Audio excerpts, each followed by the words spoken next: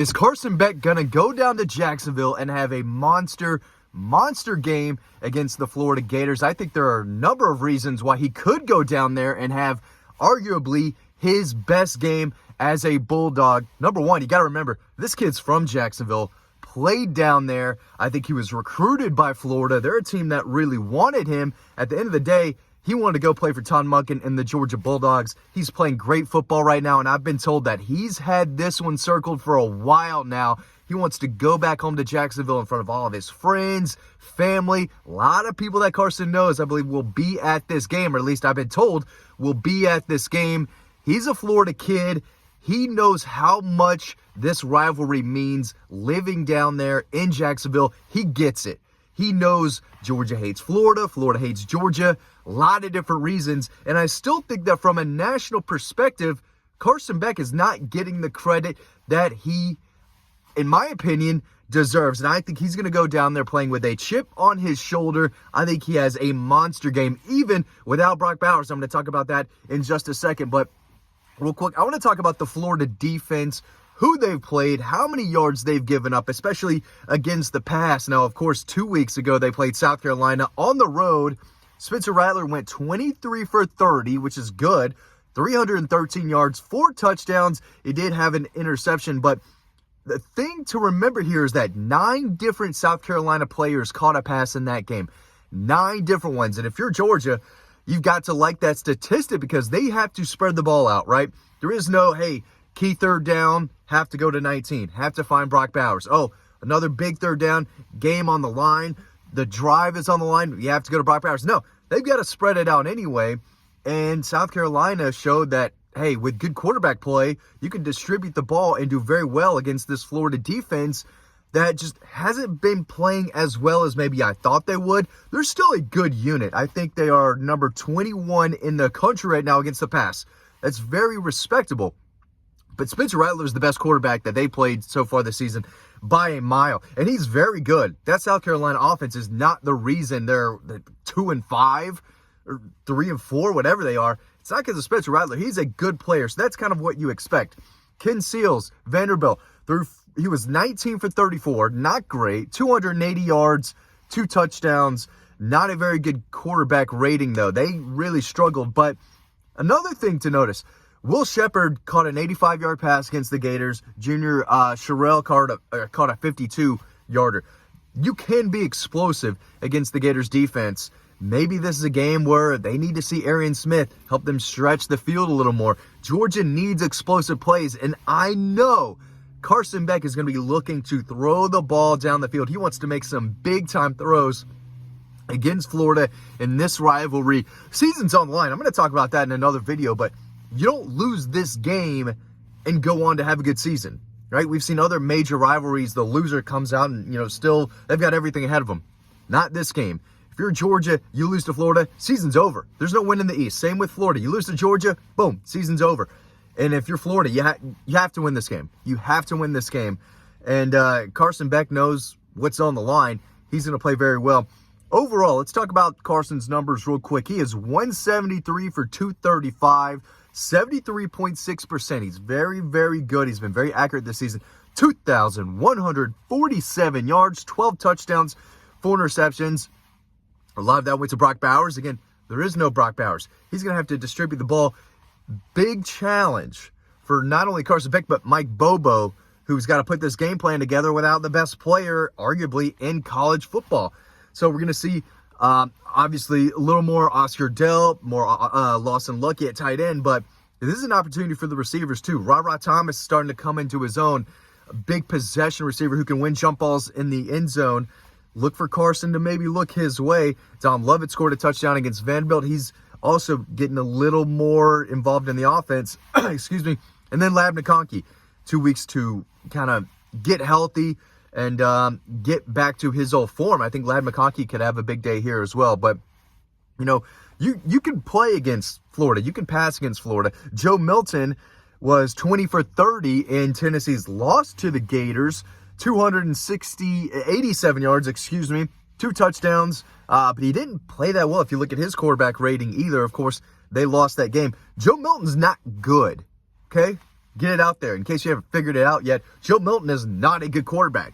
He can sling it 75, 80 yards, but he doesn't know where it's going. And they're going to have a real tough time against Georgia's defense, even playing at home. Georgia has no problem winning in Neyland Stadium, and they got no problem winning in Jacksonville. I think Georgia is going to win this game comfortably. They're going to come out, play with an edge, play with a chip on their shoulder. A lot of people, too many people, think that Georgia's season is over because Brock Bowers is gone. There's a lot of Georgia fans who are already chalking up a loss or two already in the regular season.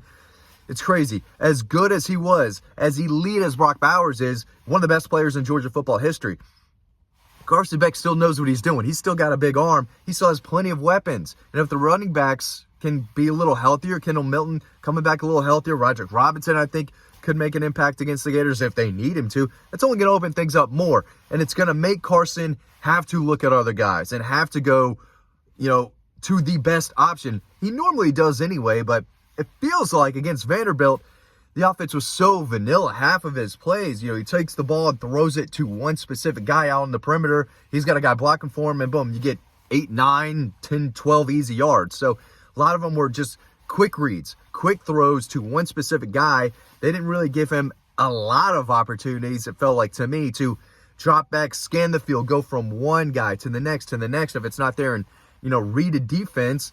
But we know he can do that. And he's going to have to do that against Florida, too. Now, they're going to make things easy for him. That's what Mike does. He wants to get the ball out quickly to his receivers. They block so well on the perimeter. So, yeah, it's easy to understand why it's, hey, get the ball out quick to a guy who can run and get him behind a guy who can block, right? Get him to the perimeter, spread out a defense. That's how defenses get tired. If they're going sideline to sideline every single play in the first half, they're going to get tired. They're going to get worn down, and that's when you have some healthy backs, you can run on them in the fourth quarter. I think that's what Georgia is going to want to do. But I think Carson Beck throws for at least 2 touchdowns. He wants to have a big game. I'm sorry. Unprofessional. It's cold. Got to do this in the car. Coming with a little cold. It's that kind of time of the year. So sorry about that. Again, hope the audio isn't awful in the car. We'll have a better setup soon, I promise. But looking through the numbers and look at what Carson Beck has done. He didn't play his best against Vanderbilt, but he played very well against Kentucky. He's one of the leading passers in the country, and I still think from a national perspective, he's still flying under the radar. Not sure why.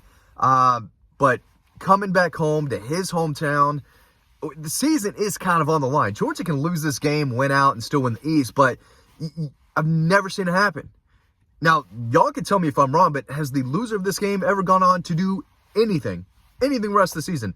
I don't think so. And again, I'm going to talk more about that in a little bit, but I think it is important that Carson gets off to a fast start. I think they're going to be locked in. 2 weeks to prepare. 2 weeks to prepare a game plan of how they want to attack Florida through the air without a guy like Brock Bowers. I can't imagine when Mike Bobo is drawing up in the office this week, okay, let's do this little number. Wouldn't surprise me to see a trick play here or two. Something different.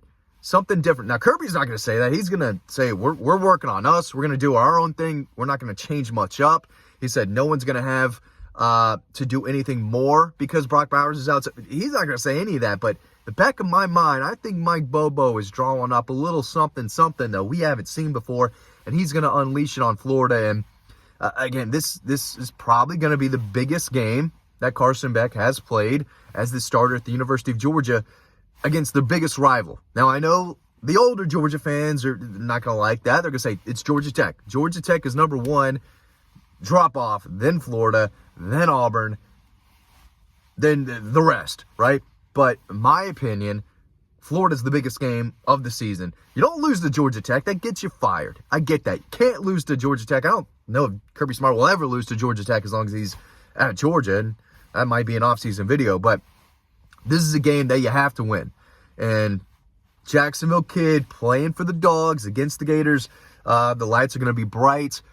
The entire world watches this game. It's one of the biggest rivalries in American sports, and it's Carson Beck's time to show the world and the rest of college football what he's capable of. I think he goes down to Jacksonville, has a monster game in front of friends and family. After this game, we could be talking about Carson Beck maybe being one of the true best college or quarterbacks in college football. He might be top 5 right now. It's really, might be saying a lot. He's top 10 quarterback in college football right now with a big win over the Gators. Might be in the top 5. Might be in the Heisman Heisman consideration if he goes for 300 yards, 3+ touchdowns, and a big win. We'll see what happens. Thanks for watching this video. Sign up to our free newsletter. That link is down below. A lot of great content on Dog Post. We do not want you to miss it. We want to see y'all over on the website. Thanks for watching this video, and I'll see you over on Dog Post.